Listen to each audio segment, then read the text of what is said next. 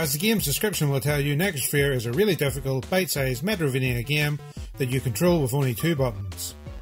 Is this game as good as it looks, or should it be sent to the Necrosphere itself? Let's find out.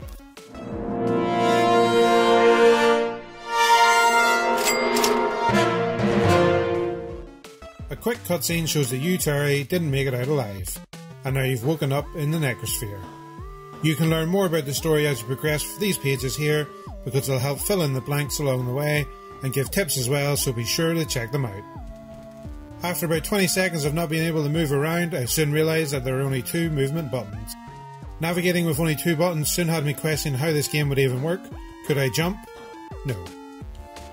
Thankfully, with this game's unique take on abilities, I soon learned that some of the interactable items in the game allow you to bounce in order to clear gaps or reach higher ledges. As you can see, the gravity bubbles mean I can get up here, but not across this gap. Trust me on that, a lot of trial and error occurred, and I'm trying to save you the pain. But we'll come back to this later. Thankfully, when you die, you spawn at the section you were at, so after a lot of trial and error, you'll be able to master sections you never thought possible in no time. It's one of the game's biggest selling points to me, because in some other games, you'll die near the end of a section and have to replay the entire level over again. This way you'll learn the section in no time and feel like an expert. I don't want to spoil the game by showing off all of the power-ups, so I'll just show you the first one that you pick up along the way, and let you know that there are a couple more, each giving you some great abilities so you can access previous areas you couldn't quite get to before, but also warn you that some are harder to navigate than others. The first power-up is the ballet suit, and as you can see, pressing the direction button twice in quick succession gives you the ability to clear some gaps.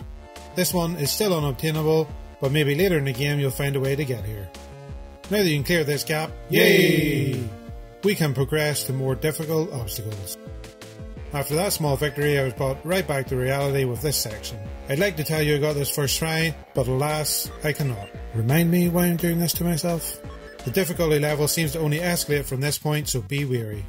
Each section has something different, including enemies, secrets, and new obstacles, meaning it's never boring to play through. Even when you have to return multiple times to a section, it's frustrating at times for sure, but never boring. Even going back to the older sections is fun because with new abilities, you're able to access areas you couldn't before, giving a great sense of exploration. Some of the obstacles are mesmerising to look at, and sometimes I just sat there watching them in motion, maybe from admiration, but more likely from sheer terror, as I thought there's no way I'm going to overcome this. Can you master this game? It's no easy feat, but it sure is a blast to try. I couldn't finish it myself. I guess I'm not as good at these type of games as I once thought. I did however get the 3 power-ups though, so that's something. You should get around 2 to 3 hours of gameplay, depending on how quickly you master some of the obstacles and how much you like to explore. Or, if you master the game, you can speedrun it in less than 20 minutes. Now that's impressive.